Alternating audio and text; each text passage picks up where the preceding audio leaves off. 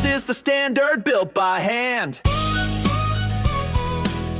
Welcome back to The Standard, where we talk home exteriors, smart upgrades, and how to avoid costly mistakes. I'm Liz. And I'm Kevin. Today we're going to get into something more fun, decks. From dream builds to total disasters, we've seen it all. Whether you're picturing a backyard barbecue spot or a peaceful place to drink your coffee, we'll cover what makes a great deck and what to avoid. But first, Sip or skip. yay. Today, we got another drink from Dunkin'. Well, if memory serves me correctly, I've actually liked Dunkin' the best because, you know, they flavor the heck out of it before you get to the coffee. It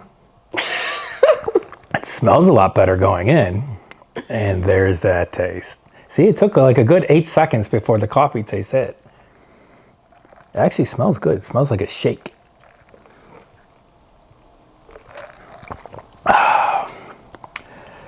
You know, if I was forced to drink this one, I probably could, but I'm gonna say there's like 3 different kind of flavors on top of this puppy.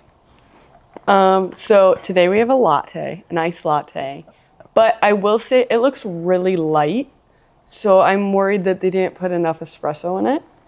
Okay.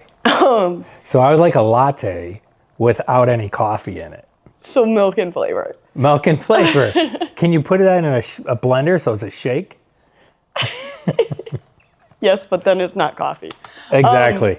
So It's not today coffee. we have brown sugar, and then I added cold foam, but since we took 10 minutes after I got it, cold foam dissolved into the drink. Is cold foam another name for like whipped cream? Yes, but they're different. Okay. We'll get into that another episode. So what do you rate it? Man, I'm going to up this one to a 7 because, Wow. once again, I think we're missing the coffee. I mean, it hits about a good 7 to 8 seconds after it. But, you know, a little less coffee, a blender, and we'll be good to go. So are you finishing it, or am I? No, I'm not going to finish this. Give me bad breath. You already have it. You took one sip. That's all it takes. All right, Kevin, let's paint a picture. What makes a meh deck go to wow?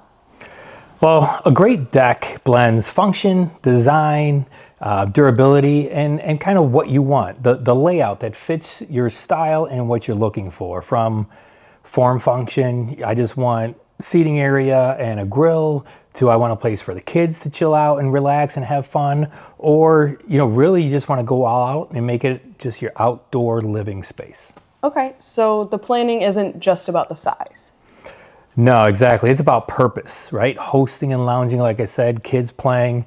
That determines the layout, materials, and even the safety features. So, Kevin, what's your favorite wow feature you've added to a deck? Well, one really cool instance, we once installed a recessed hot tub with tiered sections and lighting all around it. The whole thing felt like really like an outdoor spa for the homeowner. But even a simple feature like privacy screen or built-in benches and lighting could really elevate the vibe in the backyard.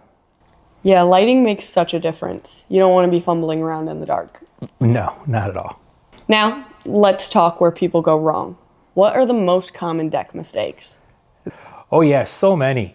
Poor foundation work, like using undersized footings or skipping proper anchoring. Not pulling permits, you'd be shocked at how often we come across that because the work's being done in the backyard, so contractors think they could hide from the government. Yikes. Yeah. Cutting corners on flashings or fasteners, which leads to rot or rust. And ignoring uplift building codes, especially since 2021. Talk more about uplift, because I don't think people understand how wind can affect decks. No, you're right. So uplift is when the wind literally gets up underneath the deck and can tear it up or tear it away from the wall. So people just think that the deck is so heavy that it couldn't happen. But in today's storms that we're getting, it definitely does. So really the whole structure can shift or detach and tear away from the house. It's rare, but if it happens, it's catastrophic, especially if someone's on it. Yeah. Then you're the person in the neighborhood who lost a deck in a storm. You don't want to be that. Exactly. You don't want to be the deck ending up in Oz. What about DIY? Are there safe ways to do it yourself? Sure, if you're handy and you understand structural codes, decks, you can do it, but just remember they're more complex than people think. Load calculations, the uplift, ledger connections, railing heights, it's easy to mess up. So if there's any doubt, bring in a pro. Okay, so let's say someone's deck is already built. How do they keep it safe and in good shape for years? Well, there's three big things to really be concerned about there, right? Or be on top of, I should say, I'm sorry. Inspect it yearly, especially the railings, stairs, and posts. Seal or stain wood decks every 2 to 3 years. And then keep it clean. Clear debris away between boards and around the base. And is power washing safe? It can be, but with caution. Too much pressure can actually rip away the deck. I would highly recommend to use an electrical power washer, not a gas-powered one. And you want to use a wide spray nozzle and keep your distance away. What about composite? Sometimes I hear that composite doesn't need maintenance. It's not no maintenance, it's just less maintenance. You still want to wash it. You could either use a scrub brush and some cleaner or a power washer on, once again, the lightest setting you can. And, it'll help prevent mildew buildup, especially around in the damp areas and like the northeast sides of the deck. Let's talk about my favorite part, designs. What are trending right now? Yeah, color contrast is big, especially like we covered in our last episode about siding. Some people like to use a darker border with a lighter color interior. That's really popular. But now people are even going more bold, like with their siding, and they're doing a darker interior with a lighter exterior. People are also loving to integrate the lighting. And then with composites and PVC, there's always hidden fasteners for a nice clean look. Ooh. So we've also seen a lot of more multi-level decks, right?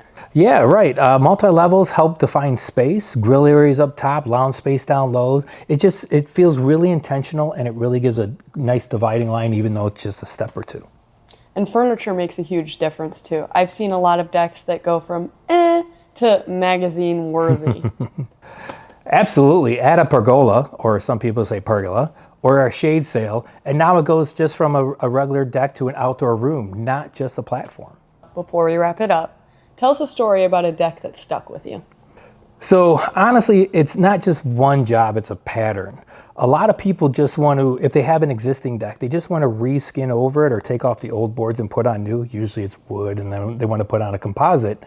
However, most of the time when we tear off that old deck, the substrate or what supports the deck is just rotted or just not safe. Whether it's rotted beams or rusted hardware, sometimes even no flashing along the walls. Yikes. Yeah, so then we have to have an awkward conversation like, hey, we can install your beautiful new composite deck on this crumbling frame. You're investing a large amount for a 30 to 50 year deck, and you don't want to put that on an existing 10, 15, 20 year frame. A good lesson. Plan for more than just what you see. Exactly. And most of the time when we go into our deck projects, unless it's less than 10 years old, we're going to have that conversation ahead of time. All right. I've got some rapid fire questions for you. All right. Let's go, as long as it doesn't involve coffee. Is a permit really necessary for a small ground level deck? In most towns, yes, especially if it's attached to the house or over a certain height. Always check with your town first. Okay. Is PVC decking better than composite? It really depends. PVC resists moisture even better than composites, and it's noticeably not as hot as composites. However, some composite deckings offer a way more variety of colors than PVC does. So it really depends on what you're going to use your deck for and the direction it faces, north, south, east, or west. Okay. And what's your favorite decking material? Well, for low maintenance, composite. For looks, epee hardwood. It's gorgeous, but pricey and a little bit difficult to deal with. For more practical situations, due to heat buildup and low maintenance, PVC is the way to go. Okay. And do deck lights need their own wiring? So some do, but there are great low voltage systems out there, even solar options, that don't require an electrician. And that's a wrap on episode 4 of The Standard. Whether you're dreaming big or just want to keep what you have in shape, we hope this episode gave you some helpful tips. And if you're thinking of building or upgrading your existing deck, give us a call. It's 708-448-4100, and we'll help you design something that fits your lifestyle or your home and make sure it's built to last.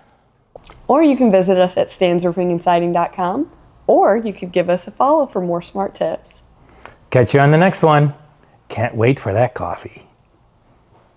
This is the standard. I don't know why I did left-handed. I don't know either. You're gonna miss now. All right, I gotta go. We got the wrap. honor the future, Sorry. respect Yep, the whatever. past. Get out of here. Every nail and every board, we give our word and something more. Home by home, we take